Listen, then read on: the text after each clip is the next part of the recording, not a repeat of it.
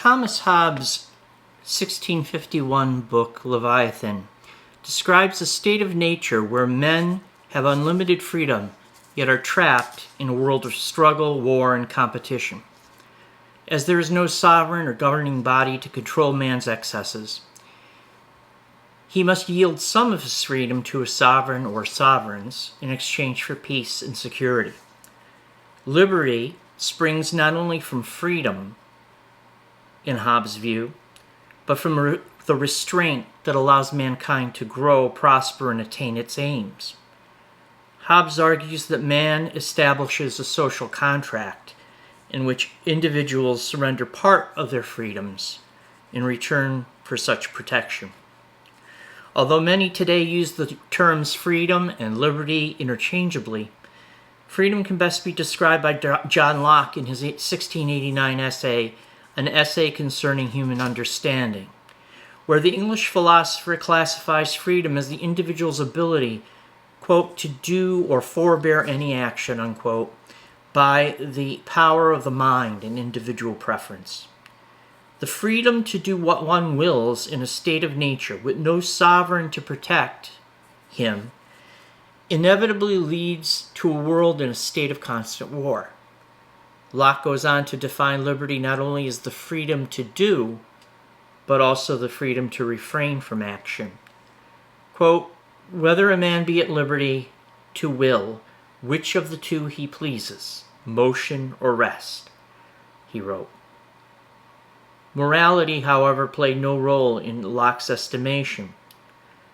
Good or evil, he wrote, are nothing but pleasure and pain, or that which occasions or procures pleasure or pain to us. Locke believed, however, that man should not be forced to surrender his natural rights to a controlling authority or a sovereign, but he must willingly give it up. Liberty was further redefined by Jean-Jacques Rousseau in 1762's The Social Contract, when he described the tension between freedom, liberty, and the state. Man is born free, he wrote, and yet he is in chains. He defined man's natural rights as life, liberty, property, and the overarching preservation of humankind. The responsibility of the government, he insisted, is to protect those natural rights from abuse by others. However, his notion of the social contract was wary of representative government. Rousseau explains in the social contract that representative institutions such as assemblies or congresses are by definition antithetical to democracy. Direct democracy along the lines of the Greek city-states, he posited, were the only true democracies, and therefore no nation-state could have a legitimate government.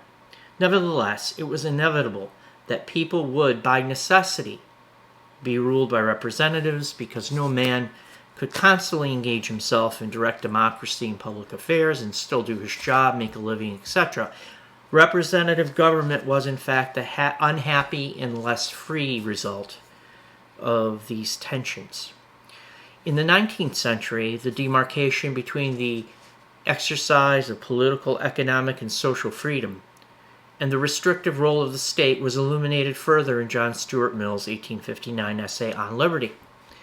In line with Locke and Hobbes, Mill recognized the necessity of the state to restrict individual freedoms in the name of peace, security, and civil society, but sought to identify a rule of thumb for limiting the interference of the state in restricting those natural rights of man. Mill, a believer in the utilitarian philosophy of the greatest good for the greatest number, noted that, quote, the only purpose for which power can be rightfully exercised over any member of a community against his will is to prevent harm to others. His own good, either physical or moral, is not sufficient warrant, end quote. The principles in On Liberty reveal the considerable thought, examination, and discussion about the ramifications of the effects of state power on the freedom of men that were discussed among Republicans, Whigs, and liberals at the time. These questions about how far private property, state power, and the combination thereof affect man's inalienable rights are even more relevant in the 21st century. As power accumulates in the hands of a few, and in a time when religious, moral, and social freedom increasingly take a backseat to economic imperatives. Technology is forcing Americans and the West to re-examine individual freedoms and ensure that the natural rights of man are not swallowed up by voices who demand that their own political, social, and economic well-being overwhelm the basic rights of free expression and free speech. If these rights are not protected, conflict will be inevitable. Thank you.